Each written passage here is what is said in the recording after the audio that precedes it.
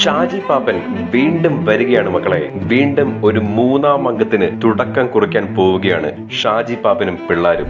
മലയാള സിനിമയിൽ പൊട്ടിച്ചിരിയുടെ ചരിത്ര വിജയം സമ്മാനിച്ച കിടിലോൽ കിടിലം ചിത്രമായിരുന്നു ആട് ഒരു ഭീകരജീവിയാണ് എന്ന ചിത്രത്തിന്റെ ഒന്നാം ഭാഗവും രണ്ടാം ഭാഗവും. ഒരുപക്ഷെ മലയാളം സിനിമയുടെ ചരിത്രത്തിൽ ആദ്യമായിട്ടായിരിക്കും തിയേറ്ററിൽ വമ്പൻ പരാജയം രുചിച്ച ഒരു ചിത്രം ടൊറന്റ് റിലീസിന് ശേഷം പ്രേക്ഷക ശ്രദ്ധയും വമ്പൻ സോഷ്യൽ മീഡിയ തരംഗവും സൃഷ്ടിച്ച് രണ്ടാം ഭാഗം ഒരുക്കുകയും അത് വലിയൊരു വിജയത്തിലേക്ക് കുതിക്കുകയും ചെയ്ത കഥ മോളിവുഡ് പ്രേക്ഷകർ മുഴുവൻ കണ്ടതാണ്. ഷാജി പാപ്പനും തന്റെ വടംവലി സംഘവും സാത്താൻ സേവ്യറും ഡൂഡും സർബത്ത് ഷമീറും മണിയാസാനും അറക്കൽ അബുവും എല്ലാവരും ചേർന്ന് മലയാളികളുടെ മനസ്സിൽ സൃഷ്ടിച്ചത് നർമ്മം നിറഞ്ഞ ഒരു പുതുപുത്തൻ കോമഡി യൂണിവേഴ്സ് തന്നെയായിരുന്നു. ആ യൂണിവേഴ്സിലേക്ക് ഒരിക്കൽ കൂടി ക്ഷണിക്കുകയാണ് ചിത്രത്തിന്റെ അണിയറ പ്രവർത്തകർ. ശരിക്കും മിഥുൻ മാനുവൽ തോമസ് രചനയും സംവിധാനവും ചെയ്ത ആട് ശരിക്കും ഒരു ഭീകരജീവി തന്നെയാണോ എന്നൊരു തോന്നൽ പോലും ചില സിനിമാ വിമർശകർക്കും ഉണ്ടായിപ്പോയി. കാരണം അത്ര വമ്പൻ വിജയമാണ് ആട് രണ്ടാം ഭാഗം സൃഷ്ടിച്ചത്.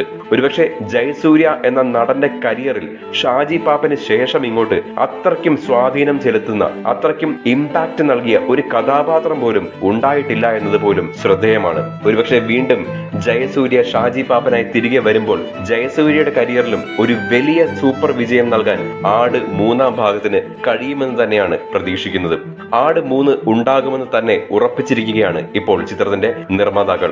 നടൻ ജയസൂര്യ, നിർമ്മാതാവ് വിജയ് ബാബു, സംവിധായകൻ മിഥുൻ മാനുവൽ തോമസ് തുടങ്ങിയവർ സമൂഹ മാധ്യമങ്ങളിലൂടെയാണ് ആട് 3 അനൗൺസ് ചെയ്തിരിക്കുന്നത്. മൂവരും 3 ആടിനെ തോളിലും കൈകളിലും എടുത്തു നിൽക്കുന്ന ചിത്രമാണ് ഇപ്പോൾ പുറത്തു വിട്ടിരിക്കുന്നത്. പാപ്പനും പിള്ളാരും വരുവാ കേട്ടോ, ഇനി അങ്ങോട്ട് ആട് കാലം എന്നാണ് ജയസൂര്യ തന്റെ ഫേസ്ബുക്കിൽ എഴുതിയിരിക്കുന്നത്.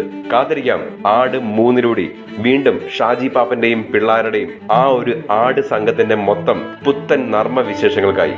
കാത്തിരിക്കാം ആട് 3 ചിത്രത്തിന്റെ കൂടുതൽ വിശേഷങ്ങൾക്കും മറ്റ് സിനിമാ വാർത്തകൾക്കുമായി ഇപ്പോൾ തന്നെ സബ്സ്ക്രൈബ് ചെയ്യൂ.